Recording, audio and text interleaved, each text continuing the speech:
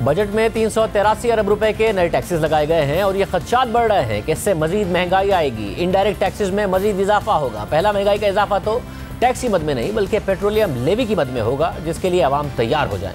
हुकूमत ने petroleum levy का टारगेट 610 अरब रुपए रखा है, जिससे 25 रुपए फी लीटर तक पेट्रोल और डीजल की कीमतों में इजाफा हो सकता है। बिजली की कीमतों में इजाफा ना करने पर भी अभी तक हुकूमत IMF को नहीं मना पाई है। इसके अलावा ऑपोजिशन एतराज उठा रही है कि चीनी आटा और महंगा हो जाएगा। तनख्वाहदार तबके के मेडिकल अलाउंस पर टैक्स लगा दिया गया है। साबिक वजीर खजाना मिफ्ता इस्माइल ने हुकूमत पर सवाल उठाया कि स्टॉक मार्केट में अरबों रुपए कमाने वालों के टैक्स पर तो हुकूमत ने छूट दे दी है, मगर तनख्वाहदार तबके के मेडिकल अलाउंस पर टैक्स लगा दिया है। बड़े प्रॉपर्टी डेवलपर्स को तो मुसलसल एमनेस्टी दी जा रही है, मगर चीनी और मिल्क पाउडर पर टैक्स लगा दिया है। 850 सीसी की गाड़ी पर तो टैक्स की छूट दे दी है, मगर साइकिल पर सेल्स टैक्स लगा दिया है। बजट का जायजा लेते हैं। बजट के मुताबिक पैकेज दही, चीज, मक्खन, मिल्क क्रीम और सूखे दूध पर सेल्स टैक्स 10% से बढ़ाकर 17% कर दिया गया है। शहबाज राना की स्टोरी के मुताबिक पाकिस्तान डेयरी एसोसिएशन का कहना है कि हुकूमत से ट्रायल बेसिस पर 3 साल के लिए सेल्स टैक्स 10% से 0 पर करने को कहा था, मगर उसे 17% पर करने से महंगाई होगी। हुकूमत तकरीबन 3.5 अरब रुपए इस मद में इकट्ठा कर पाएगी। शौकत तरीन साहब के सामने हमने ये मामला रखा तो उन्होंने ये मौक़िफ़ दिया कि यह टैक्स दरामदशुदा महंगी अशिया पर है। दूध पे कोई सेल टैक्स वगैरह नहीं है। ये इम्पोर्टेड चीज़ों की बात कर रहे हैं, जो बाहर से इम्पोर्टेड आती हैं, क्रीम्स आती हैं, इस किस्म के पाउडर्ड मिल्क वगैरह, जो मतलब अमीर लोगों की जो चीज़ें लवाज़मात हैं, उन पे हमने लगाया है। उसमें हमारे गरीब आदमी ऑन द स्ट्रीट को कोई फ़र्क नहीं पड़ेगा।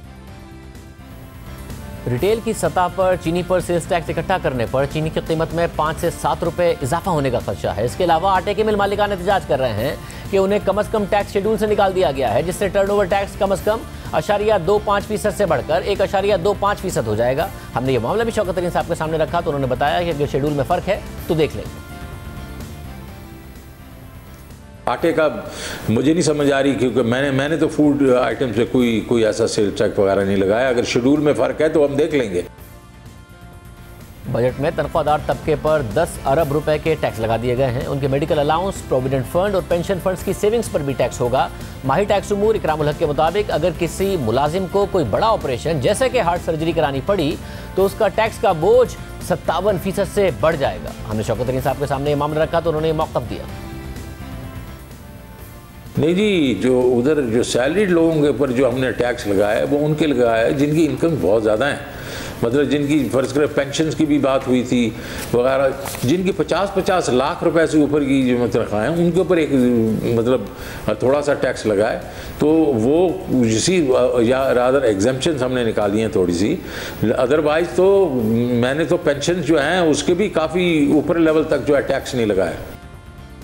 अब अहम बात यह है कि मेडिकल अलाउंस की मद में हुकूमत ने 1.8 अरब रुपए रखे हैं, जबकि स्टॉक मार्केट में कैपिटल गेन टैक्स को 15% से कम करके 12.5% किया है, जिससे 2 अरब रुपए कम टैक्स इकट्ठा होगा।